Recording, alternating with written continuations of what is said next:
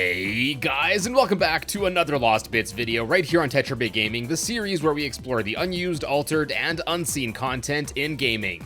Today we're going supersonic racing as we check out Sonic R, the Sonic racing game where the characters, well, most of them, actually race on their feet.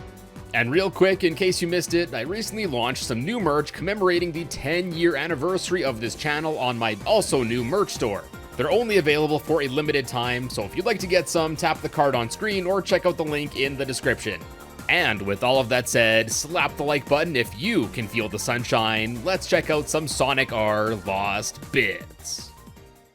Alright, so to start things off for this video, let's take a look at the original Sega Saturn release of Sonic R. More specifically, the changes that were seen in earlier pre-release versions of the game, as outside of unused graphics for maps of each of the 5 playable courses in the game in an obviously incorrect color palette, there's not really much else documented as unused for the final release of the game.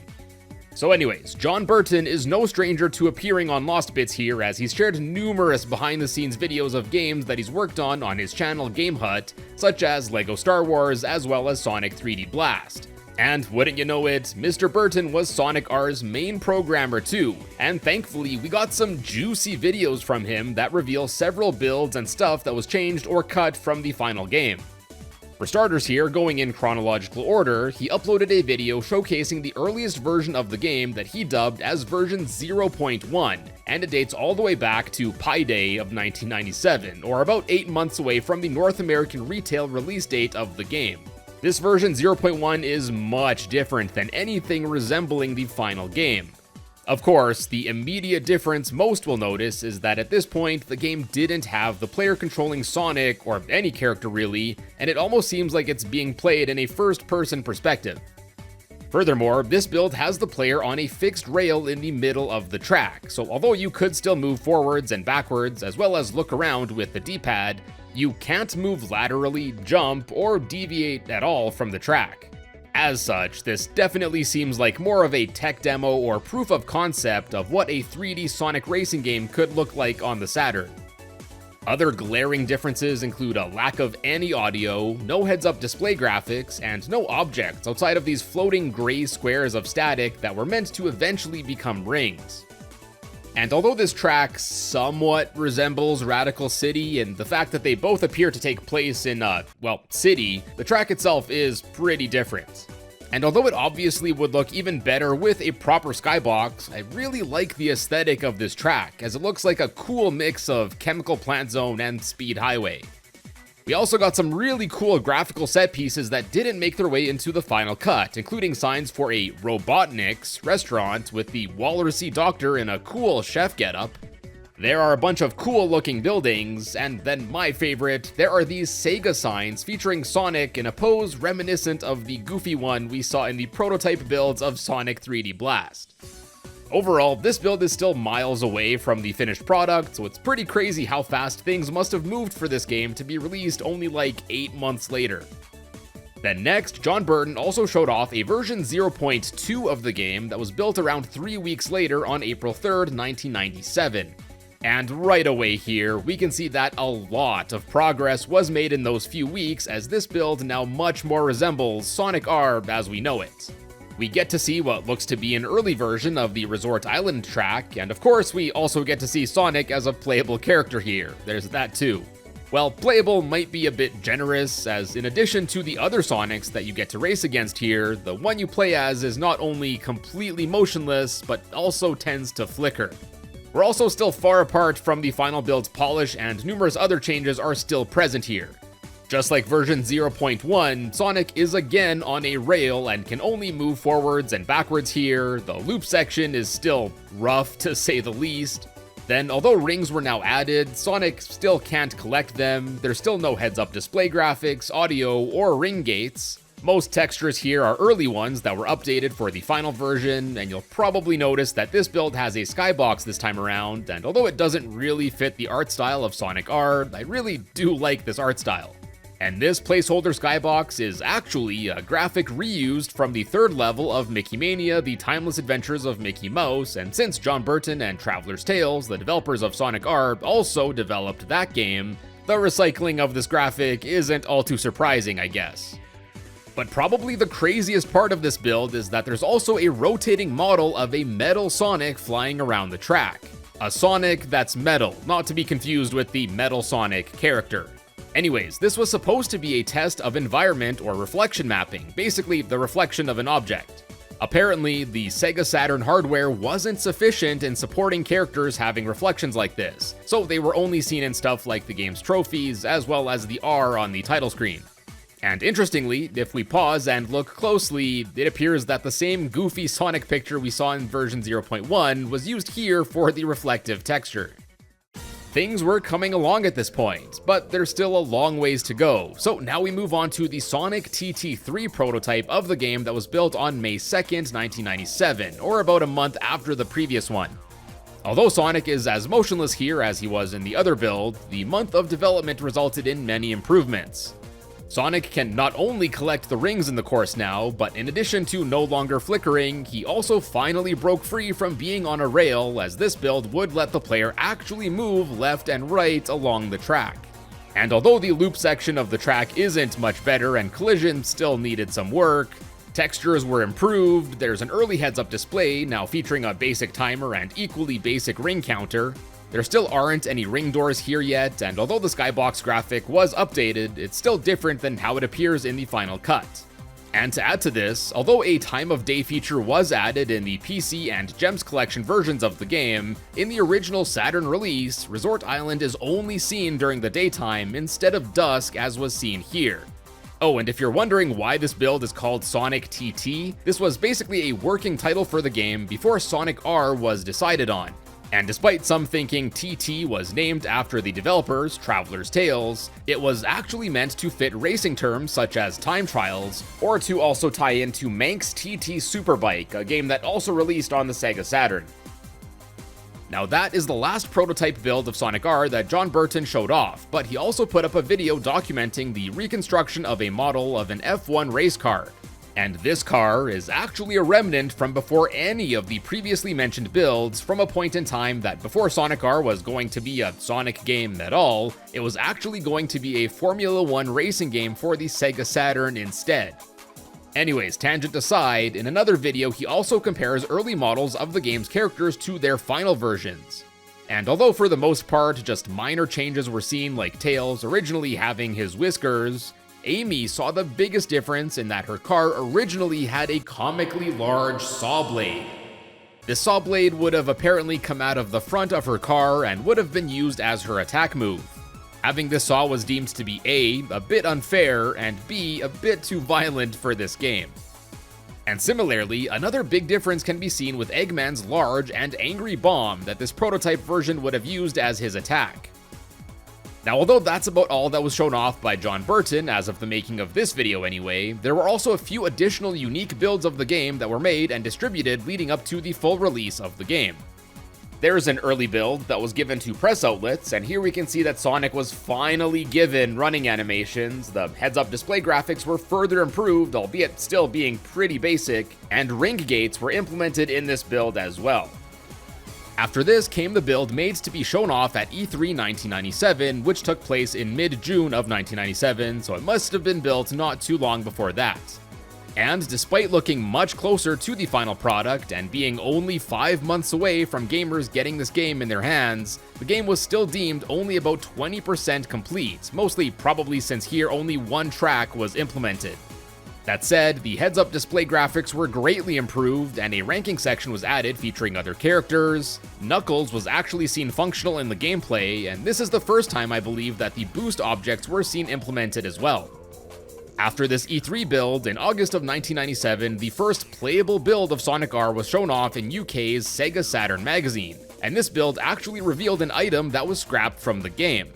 Originally, much like other Sonic games, there were going to be 3 elemental shields, the lightning shield, water shield, as well as the fire shield. And of those, only the lightning and water ones made it to the final game.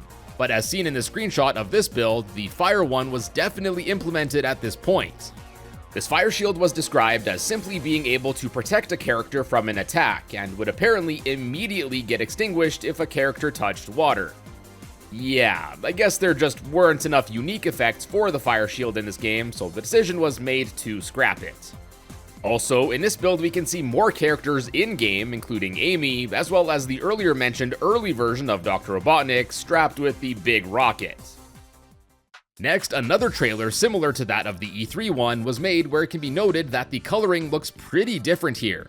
But probably the biggest addition seen in this trailer is that the 2-player split screen feature for the game was now added, and we finally get to see some stages that aren't Resort Island.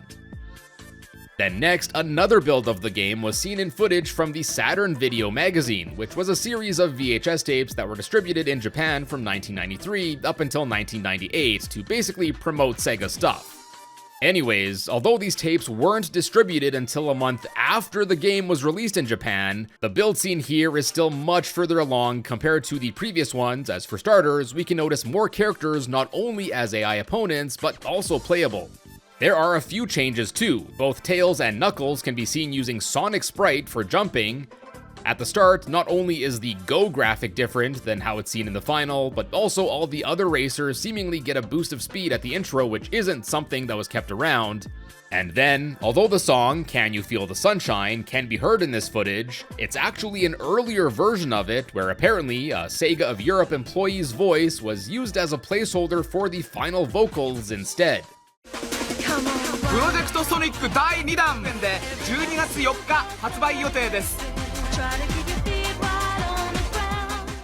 It's a bit hard to hear over the very enthusiastic Japanese fella, and although it sounds different than the final version, it's honestly pretty dang good for a random employee. And our pre-release journey of Sonic R doesn't end there, as although videos and screenshots of prototype builds are nice and all, there's actually a playable build of this game that was dumped online by DRX in 2008. And this prototype dates back to September 10th, 1997, putting it about 2 months before the game's release. But despite its proximity to the final release, there are still quite a few differences here too. For starters, this build only has 5 playable characters, 3 playable tracks being simply listed as Island, City, and Factory. There's no options menu, and as you've been seeing, the menus as such are quite different. Instead of moving around the menu to select things like the game's modes, characters, or tracks, each option was simply just assigned a corresponding button to press in order to select it. And although different and simple menu graphics were made for the Grand Prix and the 2-player versus modes, the time attack mode is relegated to just having some text here, and a similar thing can be seen on the track selection menu where the Island and City tracks have a graphic added, while Factory does not. Also, there's a notable lack of non-pre-rendered 3D models in the menus here, and to add to that, the Traveler's Tales logo when booting up the game was still 2D here, as was the title screen background. Although I get there was a big push for 3D stuff around this time, I honestly really like the artwork of this title screen background seen in this prototype. In fact, I think I prefer it. And interestingly, it's believed that this artwork is some of the earliest known bits of concept art for Sonic R. Thankfully enough though, this graphic wasn't completely cut, as it did go on to appear in the final version after the credit roll when completing the game. One thing that was still 3D rendered here is the graphic used for the loading screen, where instead of a reflective rotating metal Sonic head, here we have a disc that would flip around featuring a reflection of the old title screen as well as loading spelled out. Then finally getting to the gameplay, several sound effects are missing here, the pause screen is really basic and doesn't let you retry or exit the race. The audio when starting a race is slower in this prototype, and similar to Mario Kart, 4 blips are heard to count down into the race instead of an actual person saying ready, set, go.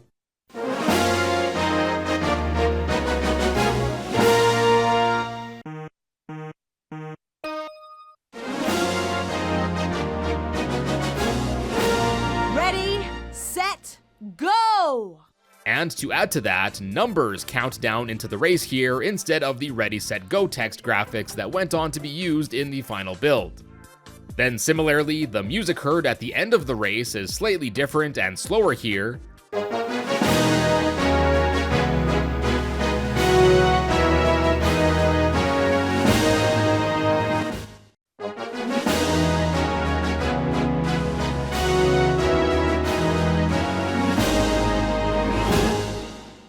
The graphics for the ranking on the side are different and have a white background instead of a black one. The character in first place has their graphic enlarged rather than it always being the character that the player is playing as.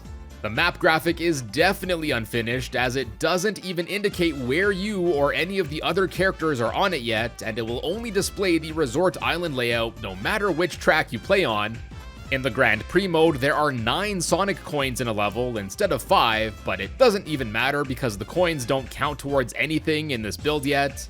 The Chaos Emeralds are a slightly different shape. The Lightning Shield for some reason appears orange, and no, this isn't the scrapped Fire Shield. The graphics that appear when winning a race are different here, and only your rank is displayed instead of showing how everyone placed. And similarly, if you only get 4th or 5th place, only Game Over text will appear.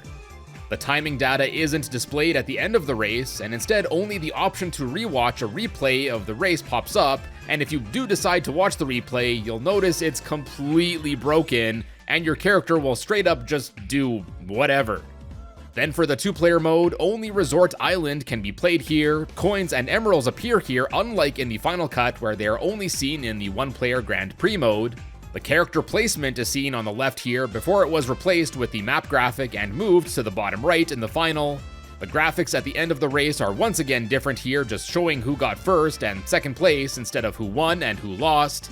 And also, this build has no saving functionality yet, so nothing you do carries over to your next time playing this build. Then as far as changes in the tracks go, some ring and coin placements as well as ring door requirements are different.